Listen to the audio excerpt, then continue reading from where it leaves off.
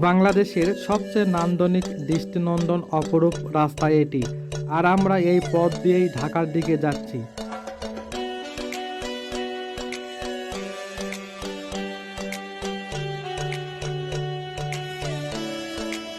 মাশাল্লাহ মাশাল্লাহ, কত সুন্দর একটা পথ দিয়ে আমরা ঢাকার দিকে যাচ্ছি। যখন এই পথ দিয়ে যাচ্ছি আর মনে মনে ভাবতেছি, যদি বাংলাদেশের প্রতিটা রাস্তা এমন সুন্দর হতো তাহলে কত না ভালো হতো।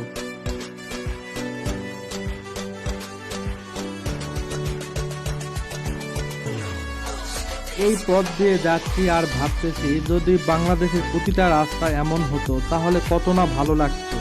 হ্যালো এভরিওয়ান, আসসালামু আলাইকুম। দেশ এবং দেশের বাইরে থেকে যারা আজকের এই ভিডিও দেখতেছেন, আশা করি সকলে ভালো আছেন। আলহামদুলিল্লাহ, আমিও ভালো আছি। আর সবাইকে স্বাগত জানাচ্ছি নতুন আরও একটা ভিডিওতে। আমি জাকির হুসাইন ফ্রম পাঁচবিবি, জয়পুরহাট।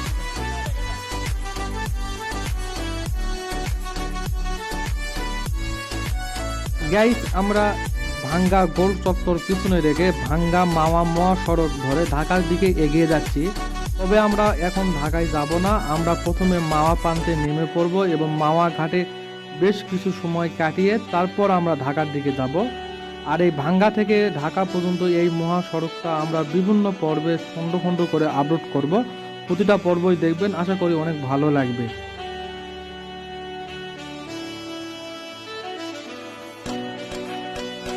এই রাস্তার আঁকাবাঁকা মোড়গুলো আর ঘন ঘন ফুটওভার ব্রিজ সহ ফ্লাইওভারগুলোর সৌন্দর্য রূপ, পাশাপাশি নানান ধরনের রং বেরঙের ফুলের গাছগাছালি ও চোখ ধাঁধানো আলোকসজ্জা আপনাকে মুগ্ধ করবে, 100% গ্যারেন্টি। আমরা যখন এই পথ দিয়ে যাচ্ছি তখন বাজে ঘড়ির কাঁটায় দুপুর 1টা।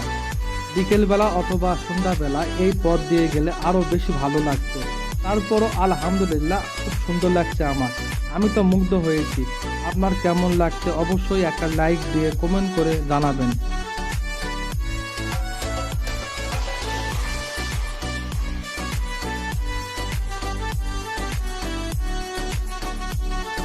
মাশাআল্লাহ, কত সুন্দর একটা রাস্তা দিয়ে আমরা ঢাকার দিকে যাচ্ছি। আর আমার মনে হয় বাংলাদেশের সবচেয়ে নান্দনিক এবং দৃষ্টিনন্দন এই রাস্তা।